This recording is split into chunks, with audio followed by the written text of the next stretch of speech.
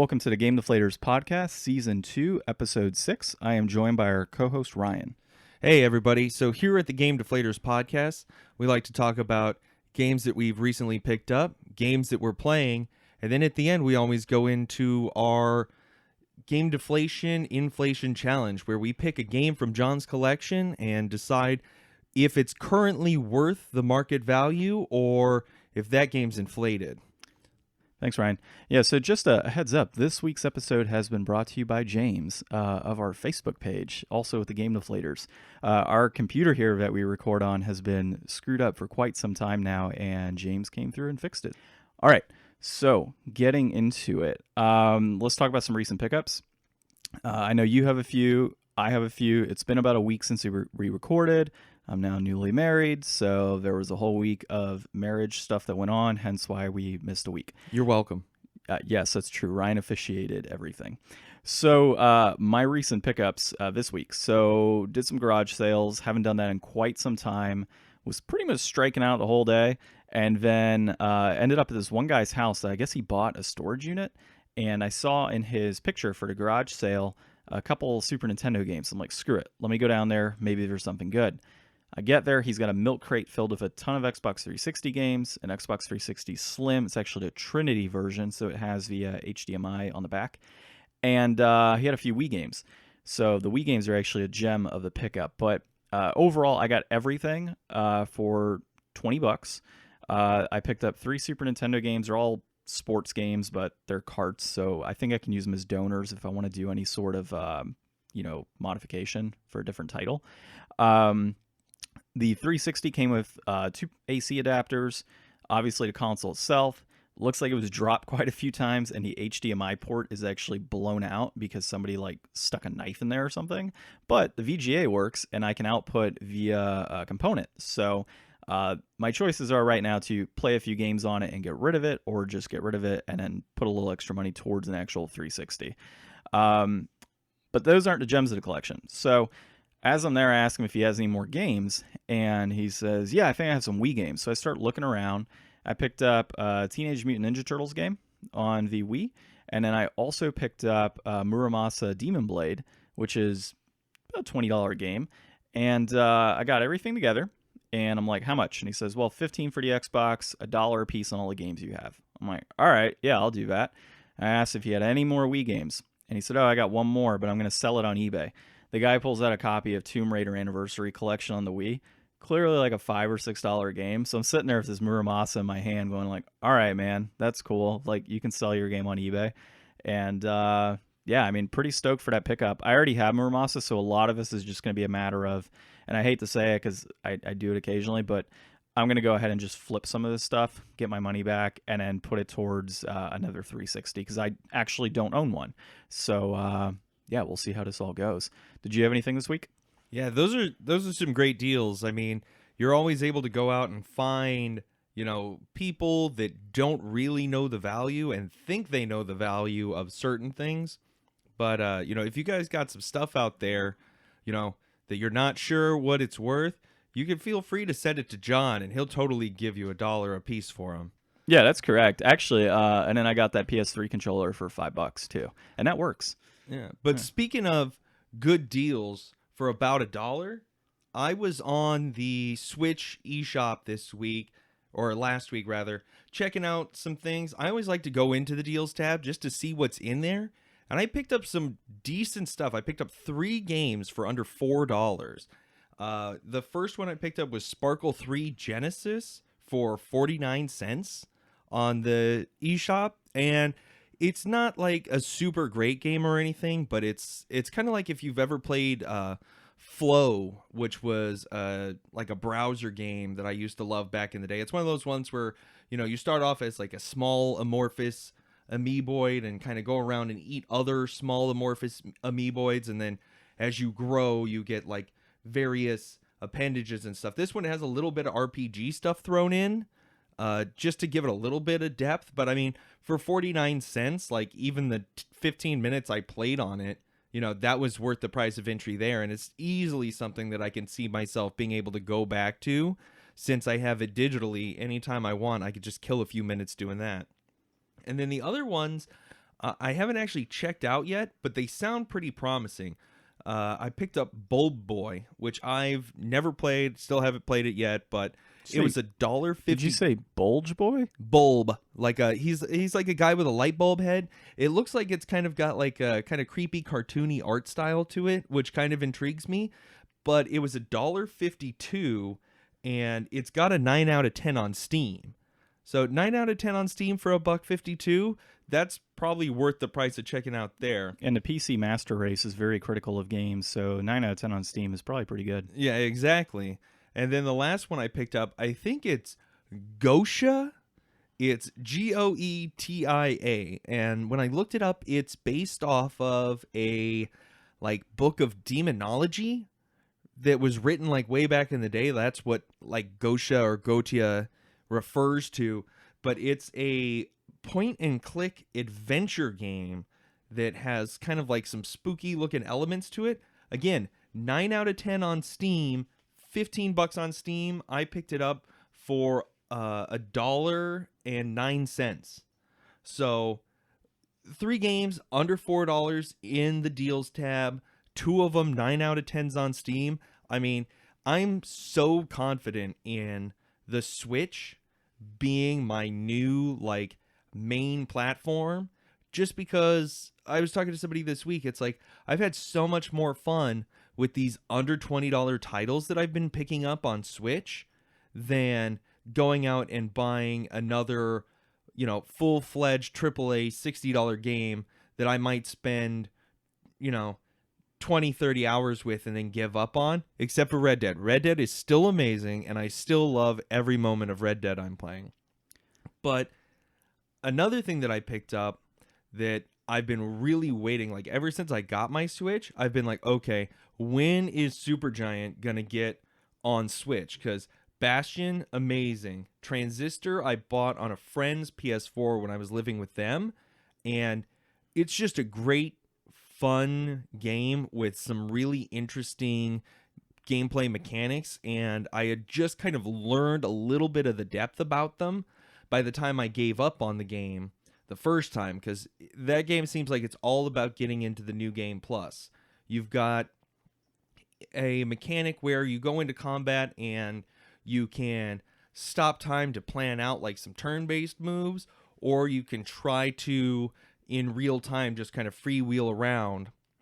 And you have all these different abilities, attacks, and some other like convert an enemy into an ally, or dash, or different abilities like that. But the game really gets crazy because you can go in and you can modify any of those abilities with the abilities of others. So you could take the dash and put that on the laser beam, and then you can use the laser beam even when you wouldn't be able to normally after you use your turn-based plan. So it's like once you get into New Game Plus, you start picking up doubles of all these abilities, and it gets really crazy because you always want to incorporate these abilities in all these different unique mechanical ways to really do some cool stuff.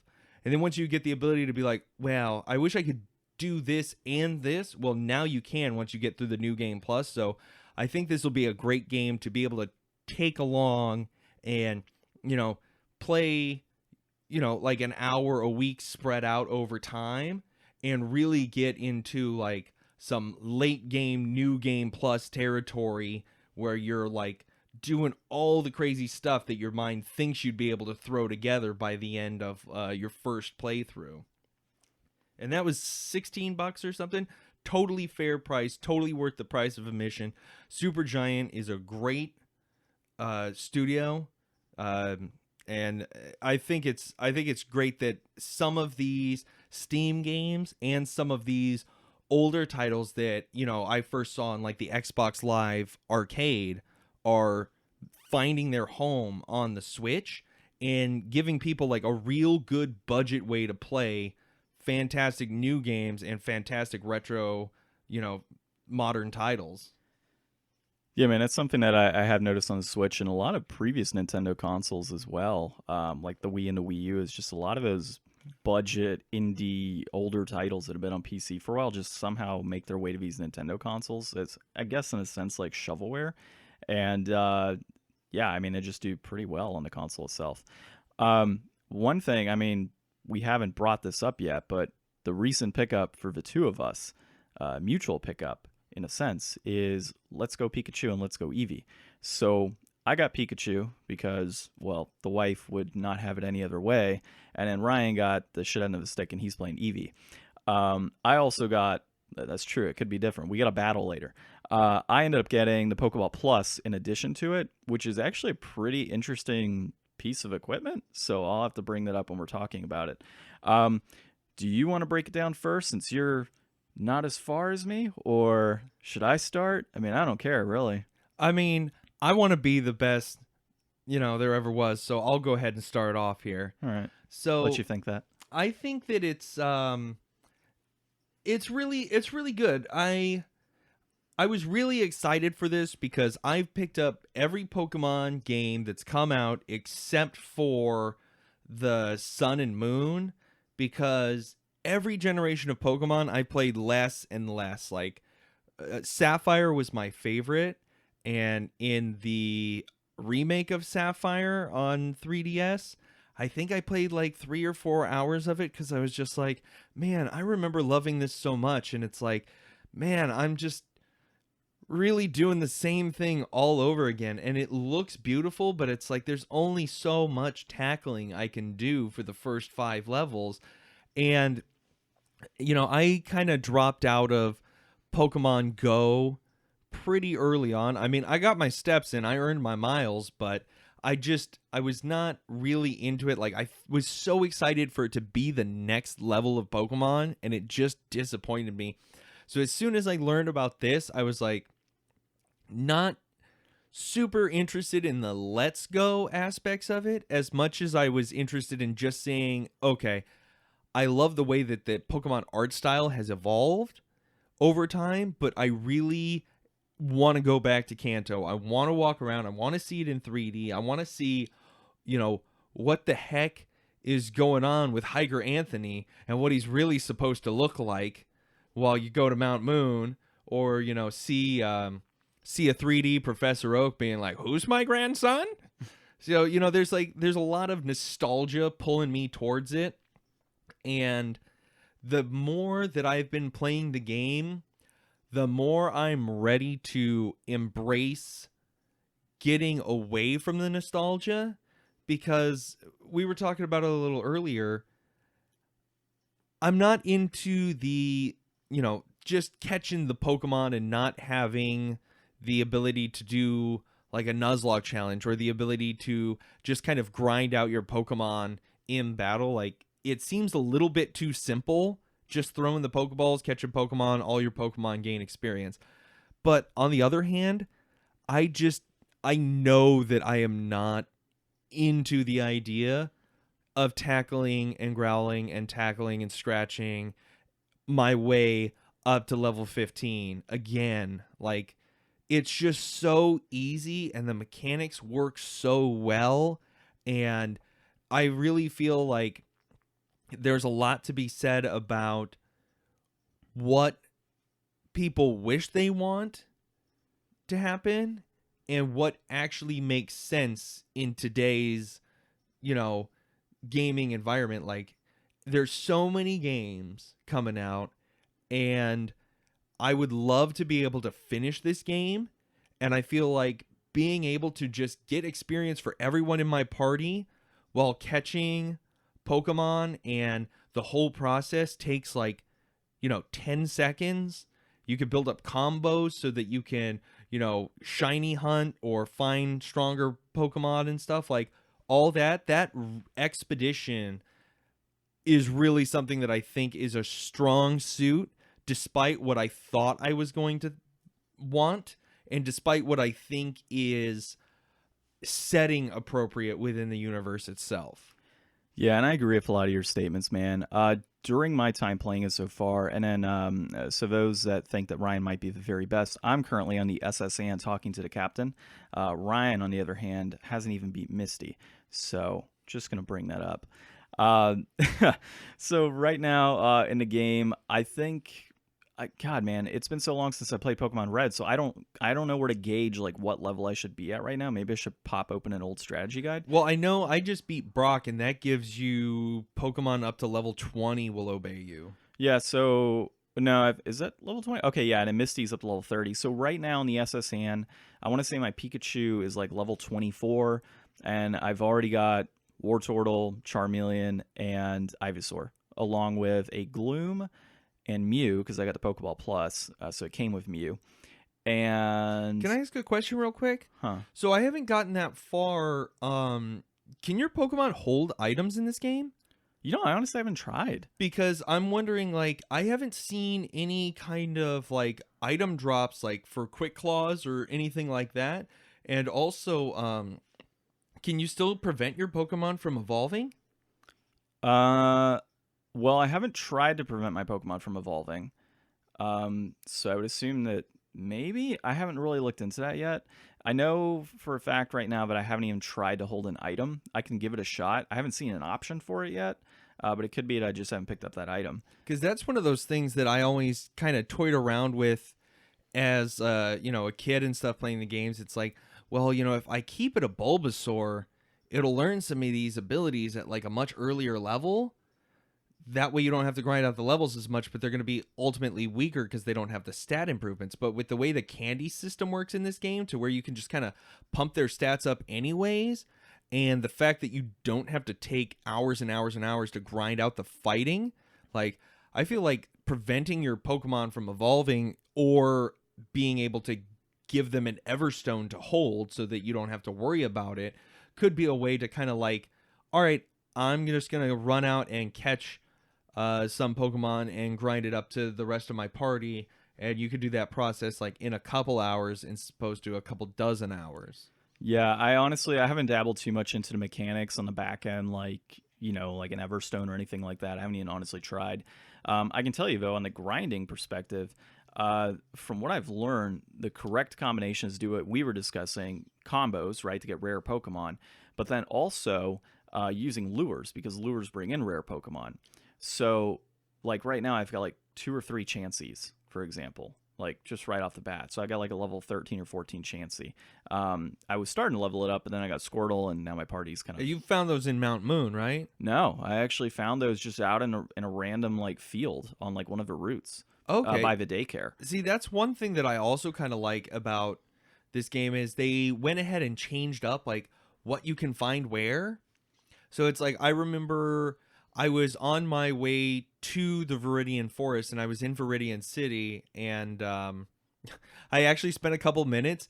I really think that this game would have benefited from, I mean, in the first Pokemon game, you run into that sleepy old man, and he teaches you how to catch Pokemon, and that was all a part of like the Missing No exploit. There's no old man teaching you how to catch Pokemon in a game that is its primary mechanic is catching Pokemon. And I feel like that was like something they removed that they shouldn't have removed, because it makes a lot of sense to keep that in there. Well, I mean, they had Professor Oak. I mean, and one thing that I screwed up on, this isn't Ash and Gary. This is like 2 kids that live in Pallet Town. Like, it might as well be Red and Blue. Yeah, well, Red and Blue are in the game. Blue, they are? Yeah, Blue is Gary, and spoiler alert, sorry, but Blue is in the game and he's Gary. So I named my characters Ash and Gary, thinking, oh, it's a young Gary and young Ash. Should be pretty cool. These are updated graphics. I named my rival John. Did you really? Yeah. Did you name yourself Ryan? No, I always play as a girl character, and I named my character Lyra. Oh, so your rival really is John? Yeah. I think I assumed that you were going to be doing the same thing. We didn't talk about this beforehand, but I should have done that.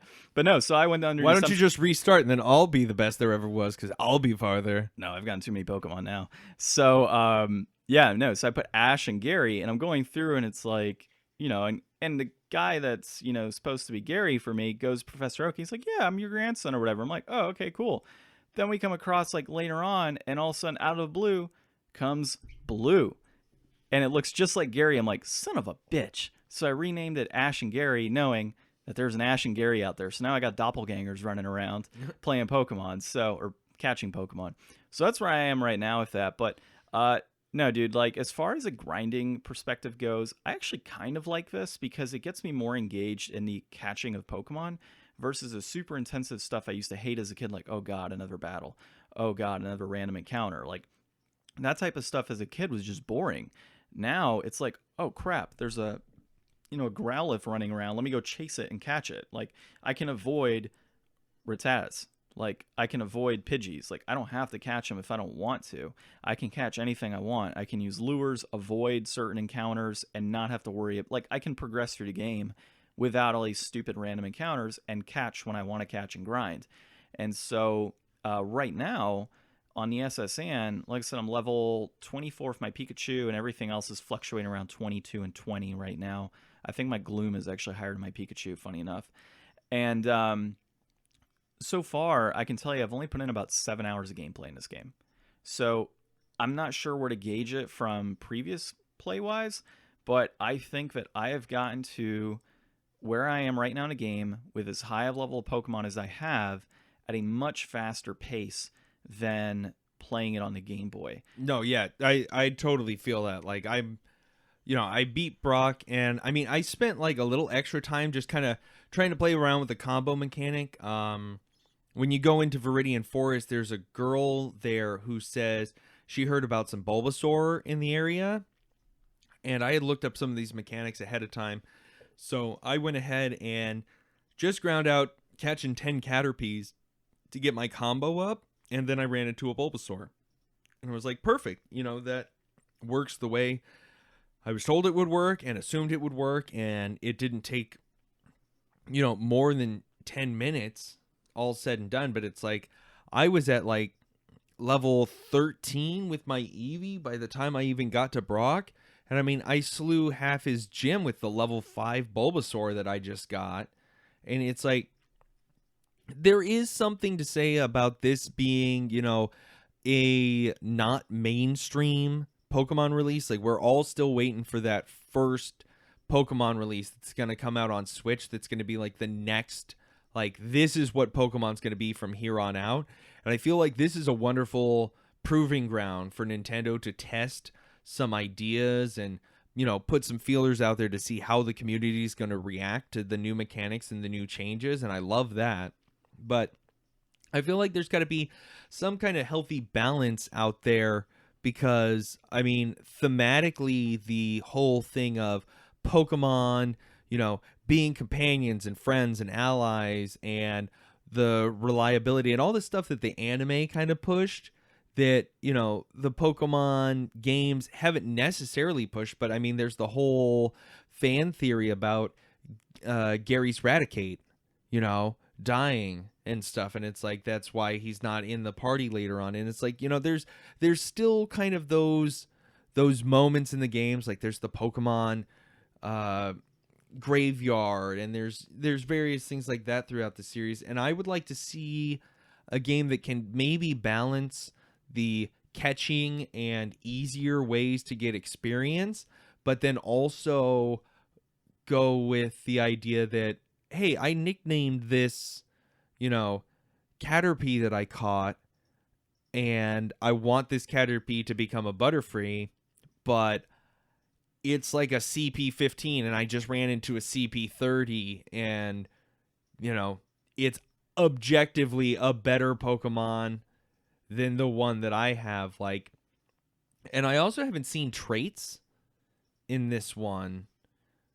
Have you? No, I haven't seen anything trait-wise that I've noticed. But I mean, like I said, man, I've just been grinding through catching Pokemon and battling at this point, just kind of really enjoying what I'm doing. Like, I haven't gotten super technical. I probably should, because if we're gonna be battling against each other, I should probably make sure I'm powered up. I'm not that high up there. I just want to be the best Cubone trainer in the world. That's all I want. I've yet to see a Cubone, unfortunately. Yeah, well, we'll get there once we get to Lavender Town. Maybe Vale died with its mother. Exactly. Yeah. But another thing that I think is, like, I can see a future of Pokemon going in a direction where, like, I've always been a fan of RPGs where you can see the enemies on the screen and choose to engage or not. So I like that aspect, and I think that maybe upping the idea of trainer battles being a more important thing could be a better idea. Like maybe make it so there's some kind of balance in there. Like if you have to go into your menu and pull out a berry and throw the berry to the wild Pokemon and then throw the Pokeball, why not just have the battle sequence, but your trained Pokemon do exceptionally well against the other Pokemon. So you could still go out, attack, do damage. You're not trying to kill the other thing because you still want to catch it, and then have like the amount of damage weaken it so that you can catch it like in the older ones, but like with just one attack, as opposed to, having to use a berry, which might as well be a super effective attack at that point. Like they're achieving the same goal, and you could keep up that same rapid pace, and then you could just have like trainer battles weighted for more experience so that you can still feel like you're actually training, as opposed to just, gosh, man, I just blew through 50 Pokeballs grinding. Got to go to the store, buy like the Pokemon, economy in this game is outrageous. Like, who needs to catch anything? Like, for the price of these Pokeballs, you could probably just go out and trade for like something good, I'd imagine. Yeah, that dude, like the cost of Pokeballs, I don't know if it, God, I don't remember it being like this in the old game, but they're super expensive. I haven't bought any because it's like every time I beat somebody, I get 3. I started off with 50, and I mean, I've got a lot, don't get me wrong, but yeah, when I need to buy some Pokeballs, like I've had to buy some Great Balls and such, yeah, those have been expensive. They're like 300 a pop. I don't remember what it used to be. I think I'm sitting on like 12 or 13,000 right now in money. One thing though, if you haven't had it happen to you yet, is I've had the issue of I'm in the process catching a Pokemon. It pops out. I'm like, all right, let me get a berry. So I throw out a berry. Right after I throw out the berry, it runs. I'm like, what the hell? I haven't had anything run yet. Just wait until it runs. Like, it's such BS, dude. Like, my thought would be you throw out a Pokeball, it escapes, and then it runs. So say, for example, you have your, you throw a Pokeball, it escapes the first time, and it's just sitting there. If you walk away, I think there's the potential for it to just bolt while you're not looking at your screen, which is pretty cool in that sense, but it kind of pisses me off when I use a berry on a Pokemon, and right after it eats, it's like, all right, you fed me, I'm going to run. Well, and that's another thing to argue for kind of what I was saying. It's like, if it was a Pokemon engaging with that instead of just you and a bag of berries and a handful of Pokeballs, like I've got a Bellsprout that I caught super early on. You could just wrap that guy. You can't run when you're wrapped. So that prevents that from happening right there. And it brings in actual strategy as opposed to just, all right, let me see. I've got 5 raspberries left and 20 Pokeballs. And this is a level 5 that it's like literally you're catching Pokemon that you have no intention of keeping at all. And it's like, I remember from the anime, it was like Ash caught like a whole bunch of Tauros or something at some point. Like, I never actually saw the episode that happened. Oh, it was hilarious when they knocked down Professor Oak's fence. Yeah, but it's like he caught a whole bunch of Tauros, and it was like, well, here's this field of Tauros that, I'm like only going to use one time when I go to the Indigo Plateau, but it's like there's no real rhyme or reason, and you're just like, it just doesn't thematically fit the idea of it, and it bothers me more than it should, just because I would rather have some kind of cohesive sense being made, which is probably too much to ask from this, but some of the other Pokemon games have really stepped up like the ideas of like Pokemon shouldn't be used as tools for fighting and stuff. And I can see that really taking place in this, where you're not just going out and beating the hell out of random wild Pokemon. But, there's, we'll see what comes next. For now, I think we can both agree that this is a really fun remake of a classic that we both enjoyed many times over the years. Yeah, exactly. And then one thing to go into, the Pokeball controller, Pokeball Plus. So one of the cool things you could do with it is actually use it as a Poke Walker, and you can walk your Pokemon that's in the Pokeball. and train it. So you can go for a stroll, and then you can take that Pokemon with you. So if you go store and come back, it actually gains experience and such and levels up while you're going on that stroll. So that's pretty cool. And then obviously the ability to get Mew from it, which I was reading an article that says there's no other way to get Mew outside of a $50 paywall that is a Pokeball Plus. Wait, are you sure you can't just go and try to push that truck over Cerulean City? No. Okay. No. I always heard that one. Or right behind the ship. I want to see what a 3-dimensional missing no looks like. If they left that exploit in the game, that would be awesome. I'm so pissed. I tried to do some spoiler alert stuff for me, I was like, all right, let me go ahead and check and see if I can do the rare candy trick, like, down the road. No, they took that crap out. Like, if you're going to keep it classic and do a remake, I need my missing no. So we'll see, man. Watch it be, like, behind a paywall. For $5, you can DLC missing no. Hey, community, rise up. I know y'all still want Waluigi in Smash. Let's get a missing no in Pokemon again. And crash all of our games. Yeah, it'd be perfect.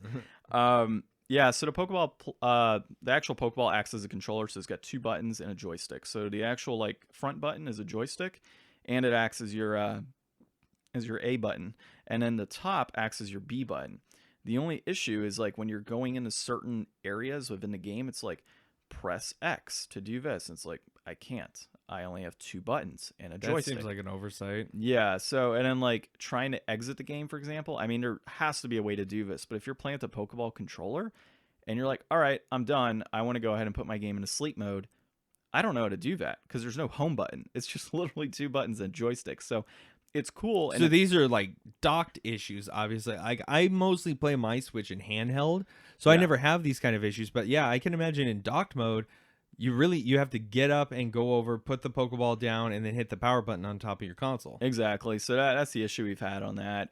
But still, it's actually easier, in all honesty, to play with the Pokeball because there's no issues of accuracy or anything like that. If you're playing handheld mode, you have the issue of accuracy and potentially missing. And I don't know if you noticed, but, like, if you have a Jigglypuff, it bounces from side to side, and you literally have to Beedrill, and he was all over the place. Yeah, you have to, like, shift your body to catch it. But with the Pokeball Plus, if it moves with the camera, and you just toss your ball, and that's it. It's always accurate. So it's, like, so much easier to play with that.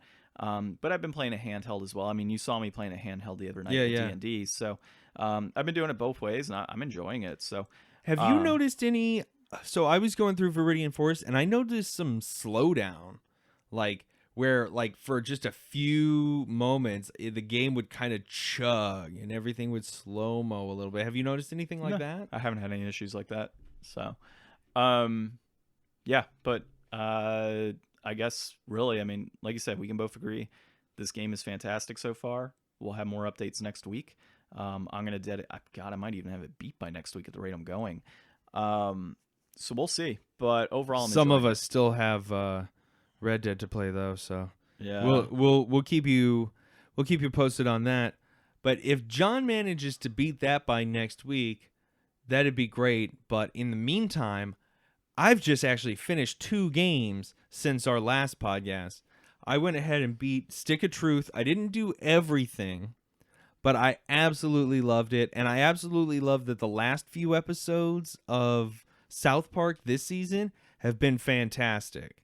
So I've loved the new episodes. I loved the game. I loved kind of running into Al Gore in the game and then seeing Al Gore come back this season. Man Bear Pig. Yeah, exactly. And I didn't encounter Man Bear Pig in the game, and I think that I kind of left the game pretty open to myself. Like, I didn't do absolutely everything so that next time I go through, I can, pick a new class and there will still be fun new things to do in the game that I haven't experienced. So I'm looking forward to another playthrough of that down the road. I'm really looking forward to picking up Fractured But Whole now. And it was great. If you guys haven't played Stick of Truth, you like South Park, play Stick of Truth because it was phenomenal. And then just last weekend, me and the wife finished Prey 2017 on the PS4. And I've been talking about that for a while. We've been working our way slowly through it. We only get to play games together on the weekends, so it's slow going for we're looking for the next title that we're going to pick up to play through, and I'll let you guys know what we decide on.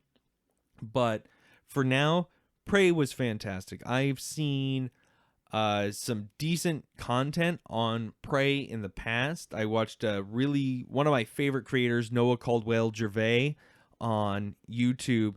He has a fantastic retrospective where he talks about the original Prey and then Prey 2017. And so I've seen that a long time ago. Didn't let my wife know that I knew all the spoilers from Prey 2017 and let us play the whole game without saying anything. And she was a little pissed at the end that I knew the twist and everything that happened.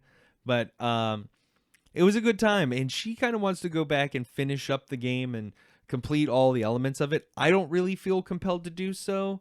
I've heard the DLC is pretty fun, but I just have so many other games on my plate right now. I can't really see myself going back and taking care of that.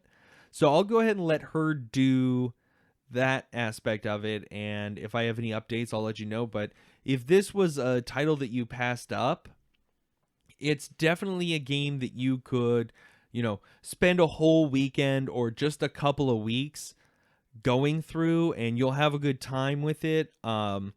There's a few things about it that I don't quite understand the choices behind, but it's not any kind of downpull to the game. Like, there's just some mechanics where you find doubles of things that there's no reason really for there to be doubles unless you've missed wide swatches of things in the game and stuff like that. It seems like they have some extra catch-all in the system to make sure that no matter how you play it, you can actively take advantage of whatever you should be able to by that point in time, which is really cool. And the ability to change certain aspects, like we went through the whole game only doing human upgrades. Like, we got the one Typhon upgrade that you have to do early on, and we never did any other Typhon upgrade. So it's like, if this is a game I ever want to get back to again, we're definitely going to be able to play it in a whole different way with a whole different set of abilities, and it would really be another unique aspect to the experience with the choices that you can make. It was a really fun title. I had a really good time. If you could pick it up, probably, I would say the game's at least worth, a $35-$40 price of entry. Like, I'm starting to shy away from some of those like launch prices a little bit because I spend too much time with John now. But, if you can pick up for a reasonable cost and you're looking for a fun shooter with some, high sci-fi elements to it, this is definitely a title that you should pick up and play. Yeah, sounds good, man. I know you guys have been working on that one for quite a while now. So we honestly haven't had anything that we've played mutually in a while. So I should probably grab something off the shelf and get on that. So as far as completion goes, we didn't get to complete this. Or actually, do you want to go into anything else before we go into our inflation deflation? We talked a lot about Pokemon. That's the big news right now. Yeah, I think it was just mostly Pokemon. I knocked out Prey and Stick of Truth. Talked about the games I picked up. I think we're good to go, man. Sounds good, man.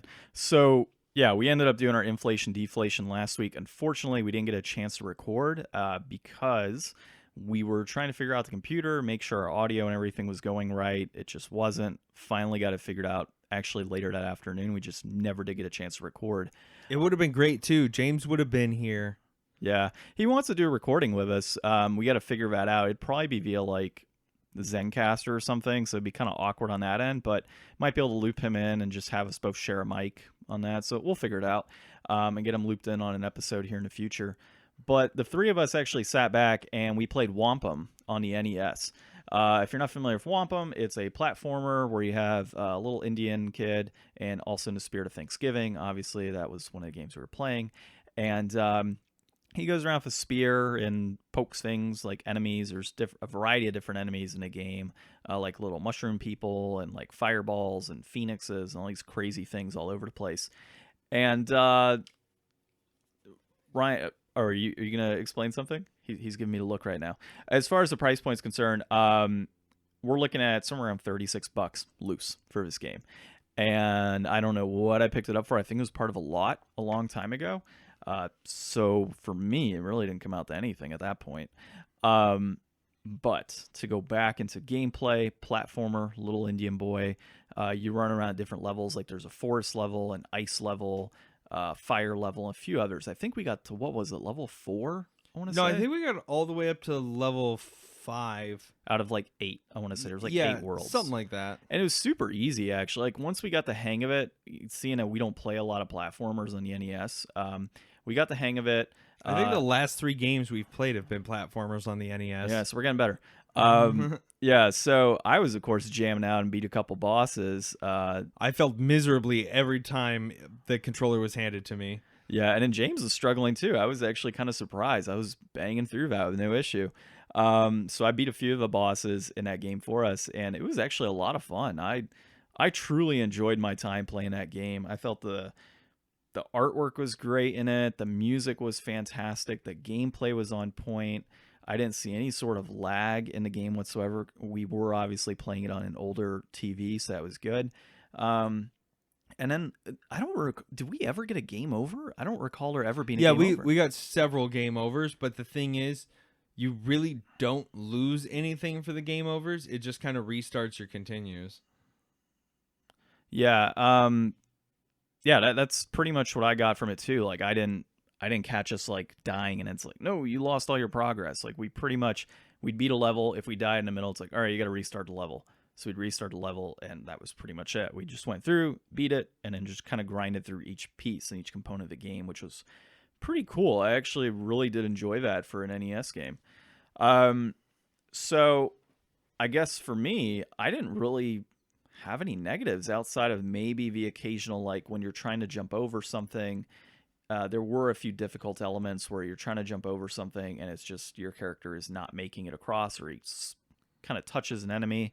But overall, I felt that the usage of the weapons was good. The special abilities that you get after each boss was pretty good. The overall like elements within each level were great. The platforming perspective of it was good in my opinion.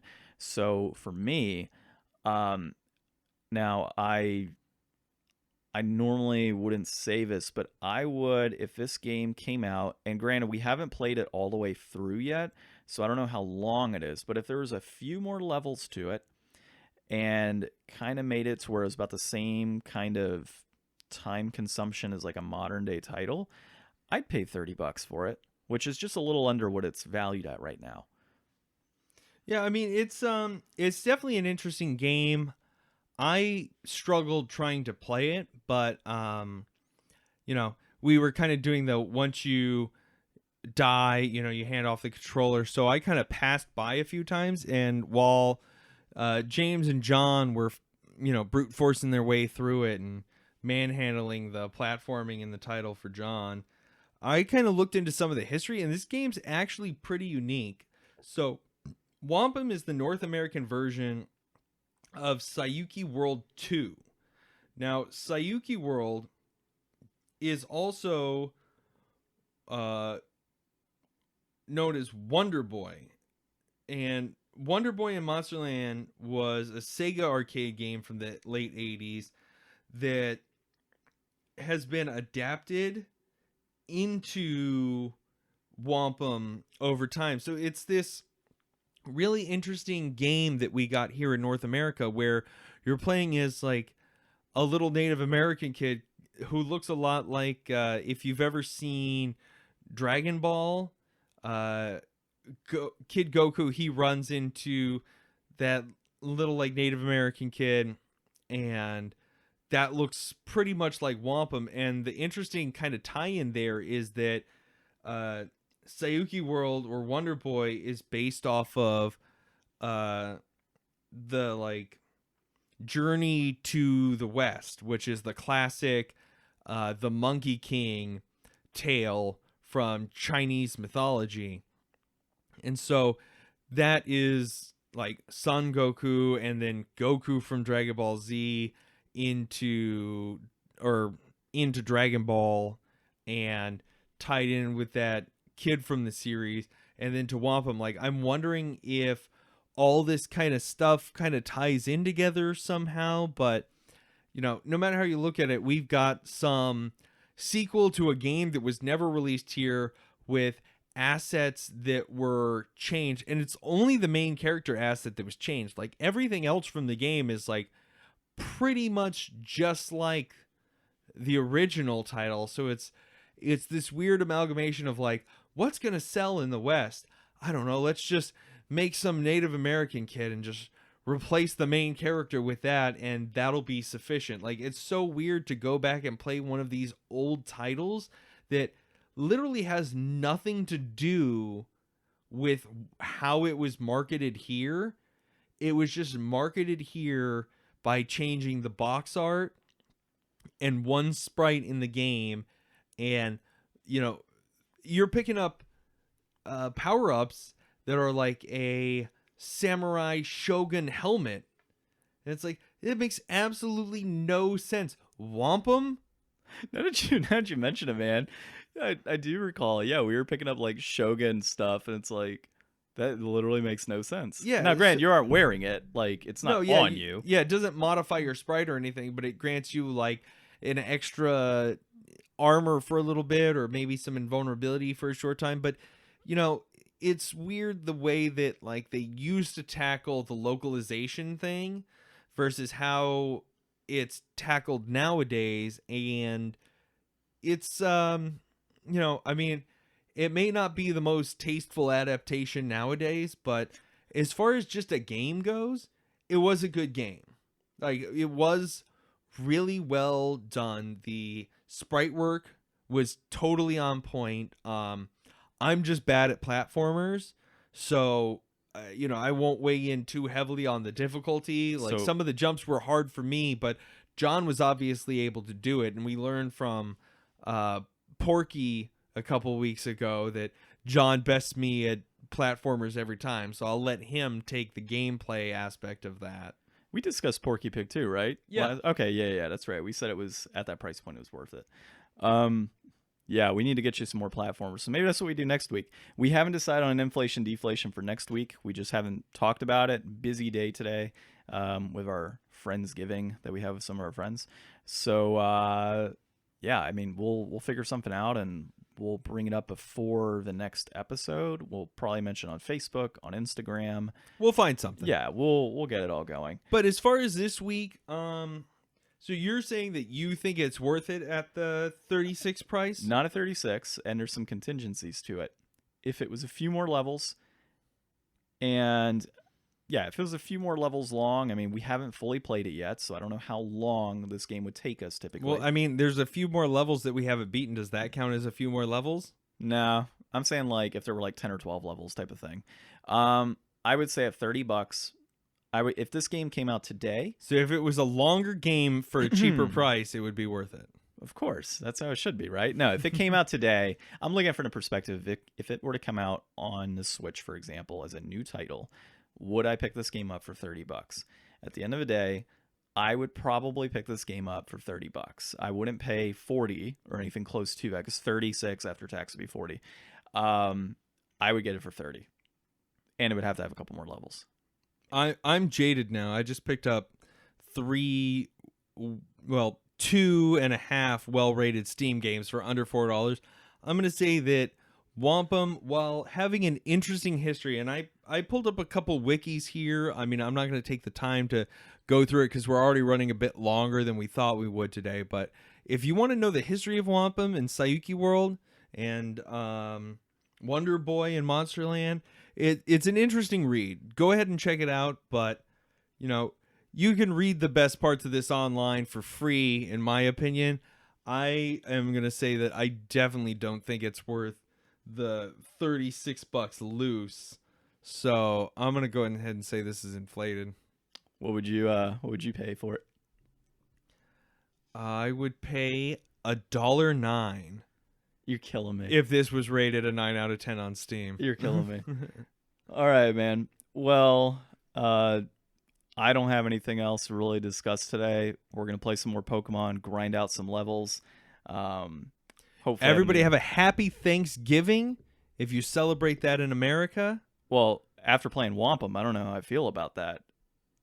There has to be some samurai memorabilia going on during Thanksgiving.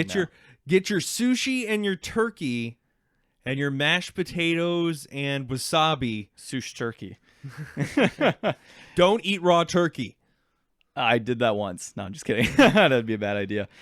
All right. Well, thank you all for listening. We'll have an inflation deflation for you pretty soon. This has been the Game Deflators Season 2, Episode 6. Have John. a good one, folks. Oh, you interrupted me, dude. I'm John. I'm Ryan. And we're the Game Deflators.